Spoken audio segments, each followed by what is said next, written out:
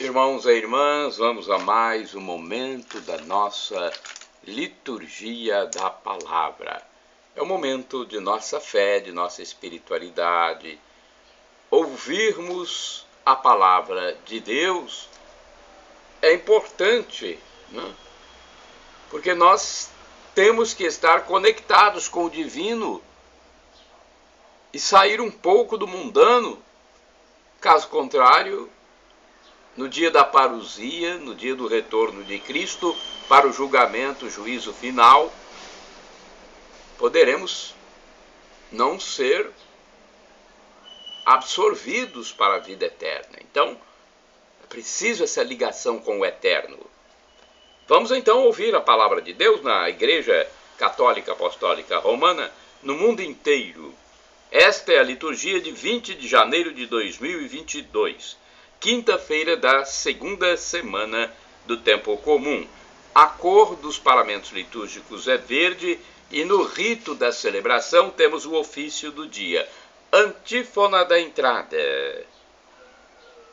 Que toda a terra se prostre diante de vós, ó Deus, e cante louvores ao vosso nome, Deus Altíssimo. É o Salmo 65, versículo 4. Oração do dia. Deus eterno e todo-poderoso, que governais o céu e a terra, escutai com bondade as preces do vosso povo e dai ao nosso tempo a nossa paz. Por nosso Senhor Jesus Cristo, vosso Filho, na unidade do Espírito Santo. Assim seja. Vamos à primeira leitura de 20 de janeiro de 2022. É o primeiro livro de Samuel, capítulo 18, versículos do 6º ao 9º, e o capítulo 19, versículos do 1º ao 7º. Naqueles dias, quando Davi voltou, depois de ter matado o filisteu, as mulheres de todas as cidades de Israel saíram ao encontro do rei Saul, dançando e cantando alegremente ao som de tamborins e símbolos. E enquanto dançavam, diziam em coro: Saul matou 1000, mas Davi matou 10.000. Saul ficou muito encolerizado com isto e não gostou nada da canção, dizendo: a Davi deram 10.000 e a mim somente 1.000.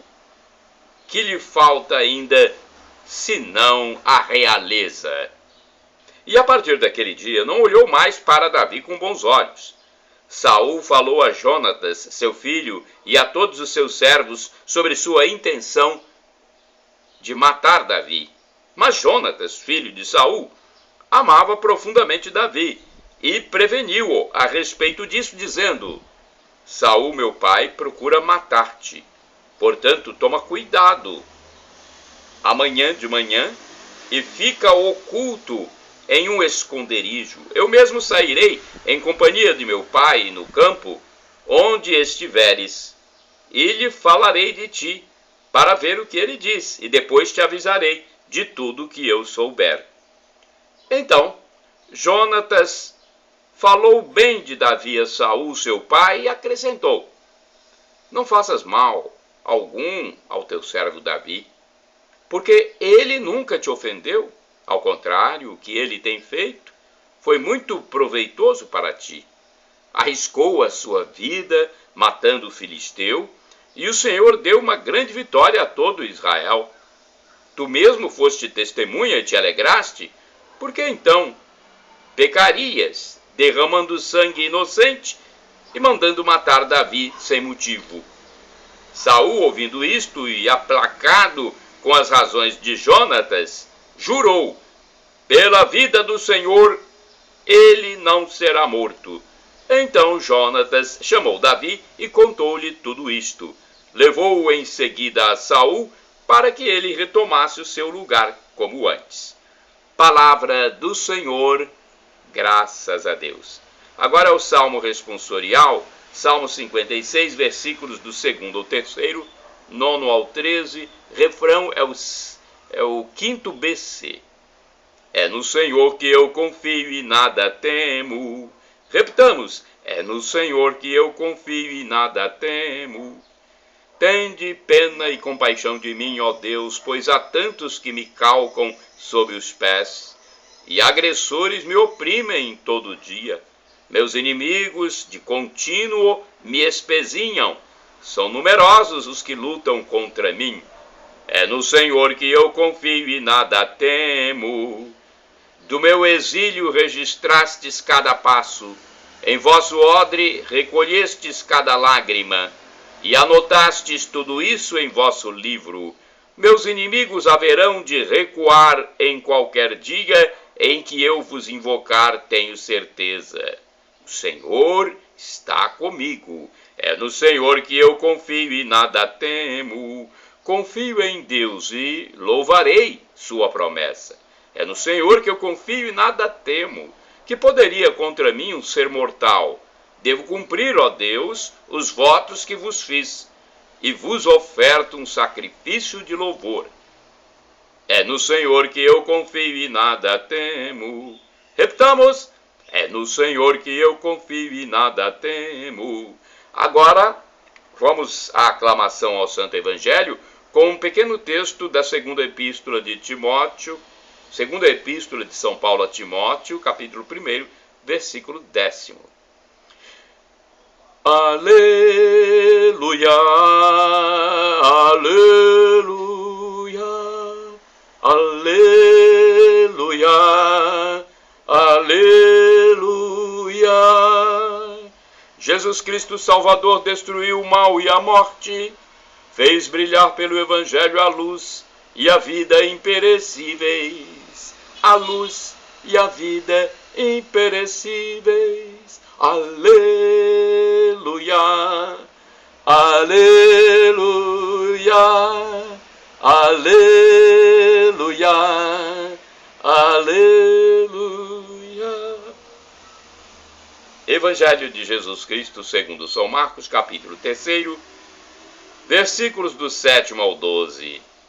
O Senhor esteja convosco, Ele está no meio de nós. Proclamação do Evangelho de Jesus Cristo segundo São Marcos. Glória a vós, Senhor. Pelo sinal da Santa Cruz, livra-nos Deus nosso Senhor dos nossos inimigos. Naquele tempo, Jesus retirou-se para a beira do mar junto com seus discípulos. Uma grande multidão da Galiléia o seguia. E também muita gente da Judéia, de Jerusalém, da Idumeia, do outro lado do Jordão, dos territórios de Tiro e Sidônia, foi até Jesus, porque tinham ouvido falar de tudo que ele fazia. Então Jesus pediu aos discípulos que lhe providenciassem uma barca por causa da multidão, para que não o comprimisse. Com efeito, Jesus tinha curado muitas pessoas, e todos os que sofriam de algum mal jogavam-se sobre ele para tocá-lo. Vendo Jesus os espíritos maus, caíam a seus pés gritando: Tu és o Filho de Deus! Mas Jesus ordenava severamente para não dizerem quem ele era. Palavra da salvação, glória a vós, Senhor.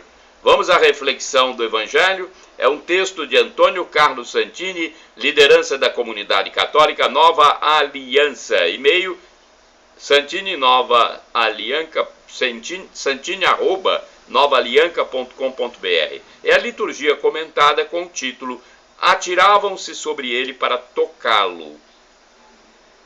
Esta passagem do Evangelho mostra claramente a atração que Jesus de Nazaré exercia sobre as multidões. Todos queriam tocá-lo. Os evangelistas registram que o contato físico com Jesus era ocasião de curas físicas e libertações espirituais. Além daqueles episódios em que Jesus tocou o corpo de alguém com a intenção deliberada de curá-lo, como o surdo-mudo, de Marcos capítulo 7, versículo 33, quando o Senhor enfiou os dedos em seu ouvido e tocou sua língua com a própria saliva, houve casos em que a cura aconteceu com o contato, sem que Jesus esperasse por ele. Foi assim que a mulher com hemorragia, Marcos 5, versículos 25 e seguintes, se aproximou por trás e tocou-lhe o manto, sendo prontamente curada de uma enfermidade que durava 12 anos. No fim do capítulo 6, São Marcos registra que os doentes eram levados a Jesus na esperança de pelo menos tocarem a franja de seu manto, sendo então curados. Esta constatação nos leva a considerar as consequências da encarnação do Verbo de Deus. Agora nascido de mulher, o Verbo tem um corpo que faz contato direto com a nossa humanidade. O Deus inacessível, transcendente, puro Espírito, põe-se ao nosso nível, oferecido ao toque de nossas mãos. Ele não faria assim se nós, os humanos, não tivéssemos necessidade deste contato direto. A experiência de Deus não se resume a uma fé quimicamente pura, que dispense a via sensorial. Não admira que os sacramentos da Igreja incluam uma matéria que apela aos sentidos. O vinho vermelho, a água fria, o óleo perfumado. Após a encarnação do Verbo, a graça se destina também aos nossos corpos mortais. Isto nos permite compreender a atração que os santos sempre exerceram sobre as multidões que não se contentavam em ouvi-los, mas os cercavam na expectativa de tocá-los. Foi o caso de Dom Bosco, nos últimos anos de sua vida, quando sua presença em cidades da França tornavam as ruas intransitáveis pelo acúmulo de fiéis. A outra consequência disso: o cristão portador de Cristo deve estar pronto a fazer contato com os outros, levando a eles não apenas o som das palavras, mas uma convivência mais próxima, a exemplo de Jesus, que se assentava à mesa com os pecadores e jamais fugiu ao toque de suas mãos. Irmãos e irmãs, orai sem cessar. Todos que o tocavam ficavam curados. Mateus 14, versículo 36b. Vamos agora ao santo do dia. É um texto do padre Evaldo César de Souza, missionário redentorista, que escreve para o site a12.com. Da minha parte, vocês podem utilizar à vontade, acessando o blog repórterpaulomaciel.blogspot.com, facebook.com/Paulo Maciel da Rádio, canal no YouTube Paulo Roberto Maciel Maciel, Instagram Paulo Roberto Maciel 6 /. Santo do dia 20 de janeiro, São Sebastião. Sebastião nasceu na França, mas foi educado em Milão, na Itália. Pertencente a uma família cristã, foi batizado ainda pequenino. Mais tarde tomou a decisão de tornar-se militar nas tropas romanas, sendo um dos oficiais prediletos de Diocleciano. Contudo, nunca deixou de ser cristão convicto e protetor ativo dos cristãos. Secretamente, Sebastião conseguiu converter muitos pagãos ao cristianismo, inclusive o governador de Roma e seu filho. Em certa ocasião, Sebastião foi denunciado e teve que comparecer ante o imperador para dar satisfações sobre o seu procedimento. Levado à presença de Diocleciano, Sebastião não negou a sua fé. O imperador lhe deu ainda uma chance para que escolhesse entre sua fé em Cristo e o seu posto no exército romano. Ele não titubeou, ficou mesmo com Cristo. A sentença foi imediata, deveria ser amarrado a uma árvore e executado a flechadas. Sebastião foi dado como morto e ali mesmo abandonado. Entretanto, quando uma senhora cristã foi até o local à noite, pretendendo dar-lhe um túmulo digno, encontrou-o vivo, levou-o para casa e tratou de suas feridas, até vê-lo curado. Depois de curado, ele apresentou-se ao imperador censurando-o pelas injustiças cometidas contra os cristãos, acusando-o de inimigo do Estado. Perplexo e irado com tamanha ousadia, o sanguinário Diocleciano o entregou à guarda pretoriana após condená-lo desta vez ao martírio no circo.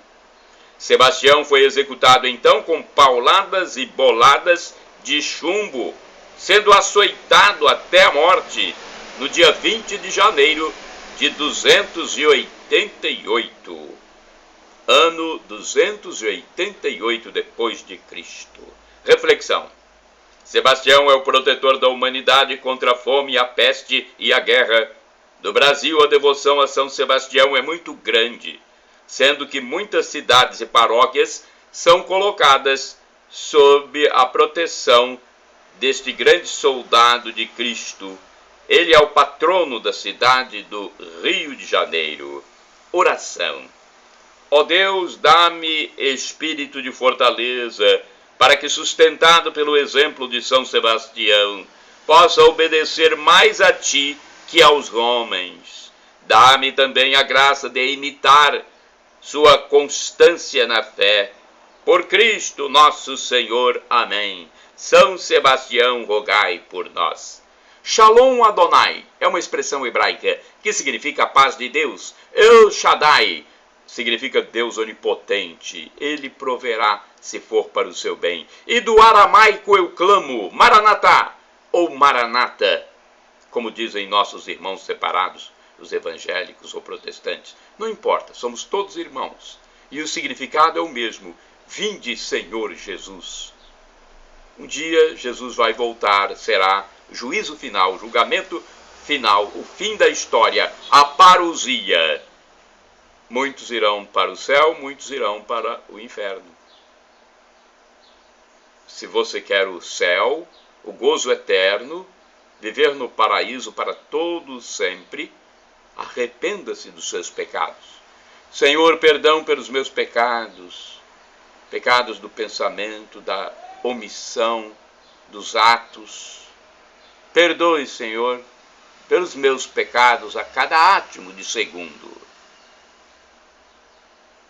E o sofrimento de agora nem se compara com a glória futura que será revelada em nós por Jesus Cristo. Shalom, a paz.